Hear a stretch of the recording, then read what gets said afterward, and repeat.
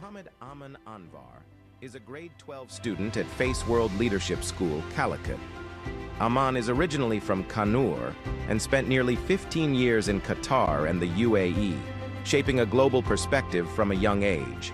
Supported by his parents, Anvar Sadath and Thaslima Anvar, he grew with strong values and purpose. Having explored 7 countries, he brings a deep appreciation for diverse cultures. A 2-time UN ambassador, SDG certificate holder, and 2-time FaceX finalist, Aman is driven by curiosity, leadership, and a desire to create meaningful, lasting impact. Ladies and gentlemen, please join me in warmly welcoming Muhammed Aman Anvar to the stage. All right, we're going to play a simple game. When I start counting down from 5, I want you to close your eyes and imagine that every number represents a year closer to the future. Ready? Let's go. 5, the world as we know it. Loud, fast, unstoppable. 4, oceans rising, forests falling, but we keep scrolling. 3, machines get smarter, but herds get quieter.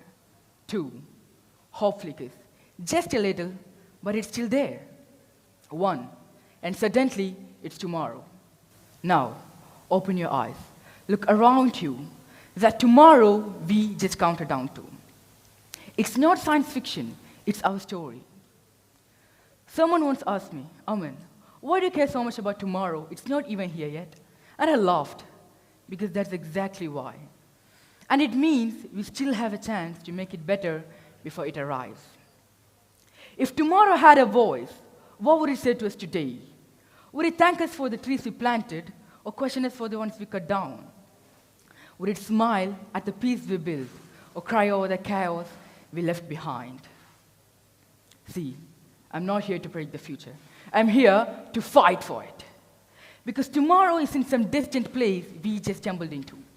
It's a story, one we write line by line, dream by dream, and choice by choice. I come from a place where dreams are often smaller than struggles, where people say things like, just survive, that's enough. But even there, I saw the kind of hope that refuses to die.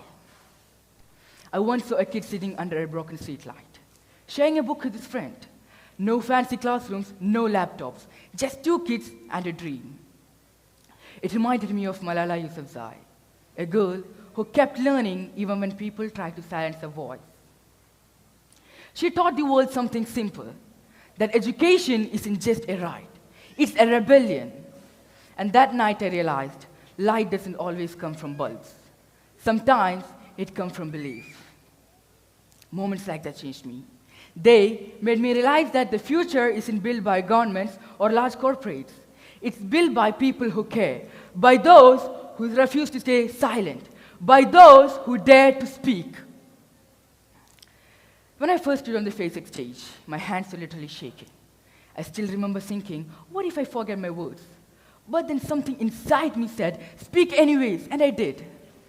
That's when I understood words aren't just sounds. They are seeds, and when you speak with purpose, those seeds grow into change. That's what Speak for Tomorrow means to me. It's not about giving speeches or repeating slogans. It's about believing that your voice, your honest, messy human voice, can still make a difference. So speak, even if no one's clapping. Speak if your voice shakes. Speak. Because silence is the luxury of those who have already given up, and we haven't.